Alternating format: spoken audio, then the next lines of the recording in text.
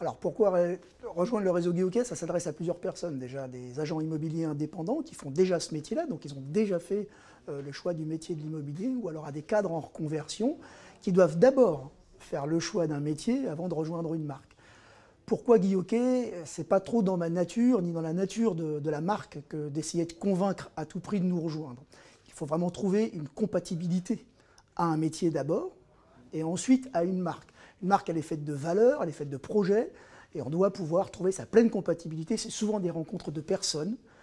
99% des gens qui, une fois qu'ils ont été agréés, parce qu'il y a un comité d'agrément, qu'ils ont été agréés, on leur pose systématiquement la question: pourquoi nous avez-vous rejoint?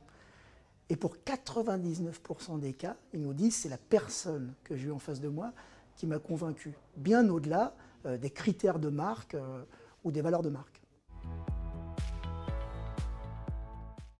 Alors, quelles sont les valeurs de la marque Guy-Hockey? Aujourd'hui, plus que des valeurs de la marque, c'est les valeurs de ce métier. C'est un métier particulier. On accompagne des gens dans un vrai projet de vie. Acheter son foyer, acheter ou vendre son foyer. C'est un moment où le client est fragile. C'est très engageant, notamment financièrement, mais aussi pour sa famille. Ce que doit avoir comme valeur un agent immobilier Guy-Hockey sont d'abord des valeurs d'écoute et d'empathie.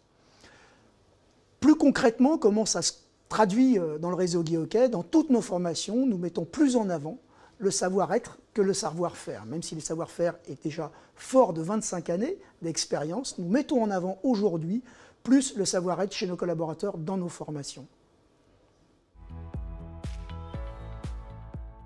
Alors, quel conseil donner à un candidat à la franchise? Il faut qu'il voie toutes les marques. Il faut qu'il benchmark, on dit ça, c'est le jargon commercial.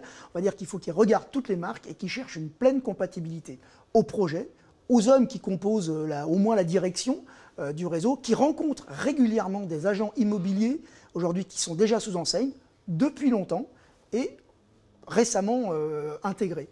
Voilà, en fait, j'ai envie de vous dire aussi, il faut peut-être chercher le réseau qui est en mouvement. Un réseau qui évolue, pas un réseau automatiquement le plus fort. Nous ne sommes pas le plus fort, mais aujourd'hui nous sommes en mouvement sur tous les sujets. Le digital, la formation, on a une remise en question permanente.